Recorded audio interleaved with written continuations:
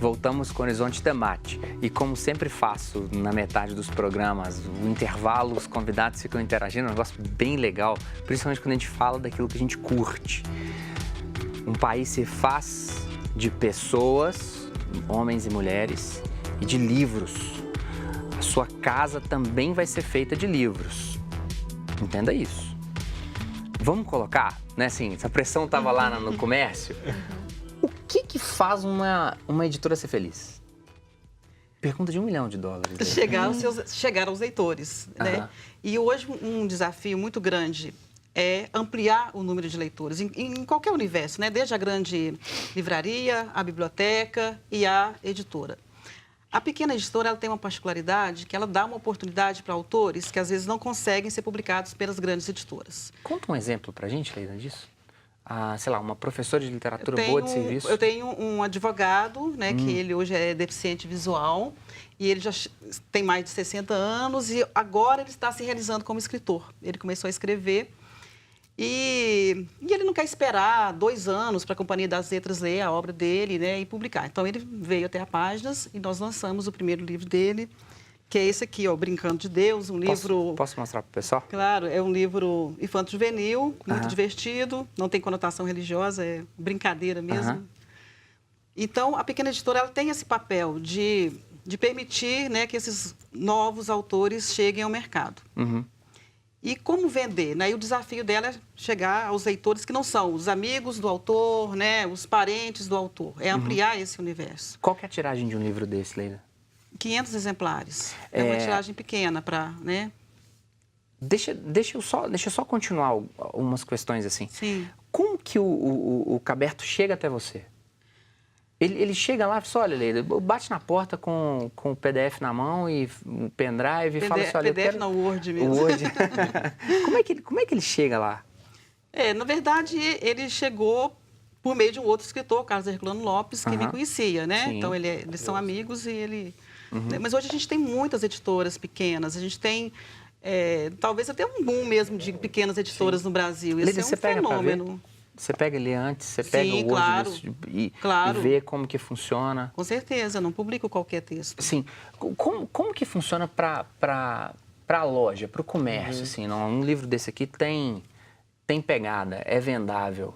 Como é que funciona Então, tem uma série de possibilidades, né? Na leitura a gente tem a questão regional, muitas vezes chega para livraria, a gerência daquela livraria faz a análise, faz um teste muitas vezes, faz o evento com a editora para ver a recepção do público e ver que nessa região a gente realmente faz sentido. E além disso a gente tem a curadoria central, né? Assim, a área de livraria central, que faz uma análise geral das obras. Então, muitas vezes, uma obra faz muito sucesso lá em Salvador e chega para o escritório central, que é aqui em Belo Horizonte, para análise e muitas vezes isso é levado para toda a rede, né? É sugerido que toda a rede faça uma compra de 5 exemplares, 10 exemplares, aí depende do potencial que é identificado. E mesma coisa para o clube de assinatura. No nosso caso, a gente tem também. A gente já trabalhou com livros da editora Gulliver, por exemplo, que é de Divinópolis, para livros infantis, principalmente, exatamente por esse processo. Chegou numa livraria, teve um lançamento, teve um sucesso. O editor chegou e apresentou para a gente lá no clube e a gente decidiu apresentar para os nossos assinantes. E teve bastante êxito. Então, é uma parceria que foi sendo construída. E exatamente acontece dessa forma. Hoje o mercado está tão pulverizado, de alguma forma, que tudo acontece a partir muito das conversas, né? As oportunidades que vão surgindo, a loja que tem uma gerência que apresenta para o escritório central. Agora, Marília, a Veja não deixou de ter o seu, às vezes, 2, 3 páginas dedicadas a uma crítica de um livro. E a lista dos mais vendidos, né? A lista dos mais vendidos, pós-moderno demais, ali a galera vai, né? Tem uma galera na CBN também, o José Godoy, o Medina e um ator, o Dan Stuba, que fazem lá, depois do expediente, o negócio do expediente que eles fazem lá, sempre falam sobre uma série, Netflix, Prime, mas eles sempre estão dizendo qual livro. Eu vou perguntar para vocês depois do livro que vocês estão lendo, o livro que vocês recomendam. Sempre falam. Eu já comprei vários livros a partir do que esses caras discutem lá. como que é possível de fazer sucessos? Coleção Vagalume, cara, que é super delícia, hoje cara, é que delícia. Voltou, né? Bicho. Maravilhosa. Ela voltou. Nossa, que delícia. Por que não Harry Potter? Por que não Percy Jackson, sabe? Como fazer isso, Marília, Igor, Leida? Como fazer isso? Como fazer isso? Porque usar desse tipo de chamariz para poder puxar outras coisas. De poder mostrar para o menino que Tolkien é melhor que J.K. Rowling, muita coisa, que O Senhor dos Anéis é muito melhor que Harry Potter. Como que é possível? Pois é, eu acho que isso é a mediação que faz. Uma biblioteca, por exemplo, ela deve ter as duas coisas. Ela tem que ter esse livro que passa na televisão, que virou filme, porque ele é um atrativo, principalmente para uma faixa etária em que os alunos, eu pensando na biblioteca escolar, se afastam um pouco da leitura, não só pela organização do tempo escolar, que muda muito do 6º ano em diante, 12 anos em diante, como uma fase da juventude, da adolescência, que a gente muda muito os interesses, etc. Então, esse livro best-seller que passa na televisão, que passa no cinema e tal, ele é muito importante como atrativo. Todo mundo quer ler, todo mundo está ouvindo falar, etc. Só que a mediação, eu já vi, por exemplo, uma biblioteca fez uma coisa super interessante, enquanto o seu vampiro não vem. Obviamente, uma biblioteca escolar, ela não vai comprar 50 livros, nem uma biblioteca pública deve comprar 50 livros, mesmo de um best-seller sucesso total. Porque ele é sucesso hoje e ano que vem não será mais. Ao contrário daquele clássico, que sempre haverá um leitor para ele. Ele pode ficar ali 3 anos sem ninguém pegar, mas algum dia alguém vai procurar.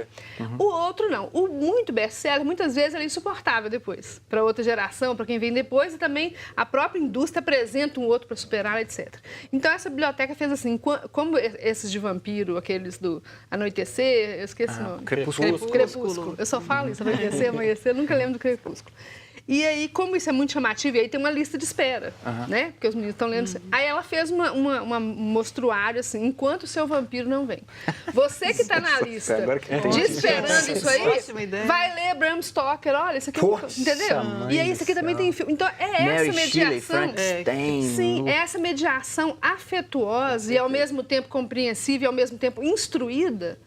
Porque aquele lá todo mundo tá chamando, mas você não gosta de vampiro? Seu nome tá na fila, semana que vem vai chegar para você. Leva esse enquanto é isso, né? Então, olha só, e como a biblioteca tem a maravilha da gratuidade, né? E a biblioteca, eu fico imaginando todas as bibliotecas escolares do Brasil. Só no estado de Minas são mais de 3.000 escolas estaduais. Todas essas escolas com uma verba de R$1.000 que fosse por ano. Mais de 3.000 escolas. Ela compraria o livro dessa pequena editora da cidade dela. E essa pequena editora da cidade dela, lá em São Francisco do Glória, talvez o Karnal não vá, porque é muito pouca gente. Mas o escritor de Muriaé, de São Francisco do Glória, vai lá. E, gente, não tem coisa mais mágica para as crianças e jovens e para os adultos do que conversar com o autor daquele livro que ele leu. Ou que ele vai ler. Porque quem não leu no dia da entrevista, no dia seguinte está na biblioteca querendo pegar. É por isso que eu criei fazer propaganda do meu projeto social aqui, que ele é pequenininho ainda, mas eu tenho esperança que ele cresça. Na chamada? Sim. Porque você falou sobre essa questão, né, do contato com o autor. Sim, deve ser mágico. O CLIS funciona assim, né? Uma vez por mês a gente leva um autor a uma creche ou um abrigo. Aí o autor vai, a gente distribui o livro, né? O projeto compra o livro, distribui o livro para todas as crianças. Tem uma contação de história, um lanche, um presentinho, sempre esse momento, né, de contato. Não só para ela conhecer o autor, mas para ela saber que um dia ela também pode escrever um livro, ela pode ilustrar um livro, ela pode vender um livro. Então, assim, abrir, né, esse mundo para a criança. Pois é, Igor, o Pedro Bial fez agora há pouco tempo com o Schwartz, na Companhia das Letras, e eu vou esquecer o nome, mas o Zé Olímpio, né, o neto do Zé Olímpio, da editora, ele é inclusive proprietário da própria Sextante, né, os dois conversando sobre isso aí. O Bial faz umas intervenções, sou fã do Bial, mas acho que muito pessimistas, assim. Como é que vocês entraram num negócio onde cada vez menos leitores, pessoas cada vez lendo cada vez mais? Eu acho que a gente está caminhando agora para o terceiro bloco, a gente está caminhando no terceiro bloco do programa, pensando só o horizonte. Aí eu vou retomar a primeira pergunta que fiz no bloco. Igor, por que está dando errado? Olha, eu não acho que está dando tanto errado assim.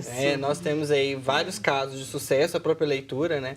A leitura vai chegar a chegou a 71 lojas no ano de 2018 e perspectiva de crescer ainda mais em 2019. Com novos negócios como Clube de Assinatura, que aposta muito na questão do exemplo, da curadoria, que é a mediação que a Marília falou, né? De propiciar com que a gente desenvolva leitores nas casas brasileiras. Então, na verdade, o que a gente acredita muito é um problema, muitas vezes, de gestão ou de conhecimento, de entender as mudanças de mercado. Agora, o livro é caro? Maria, Não. o livro é caro? Não é caro. Vamos fazer uma comparação.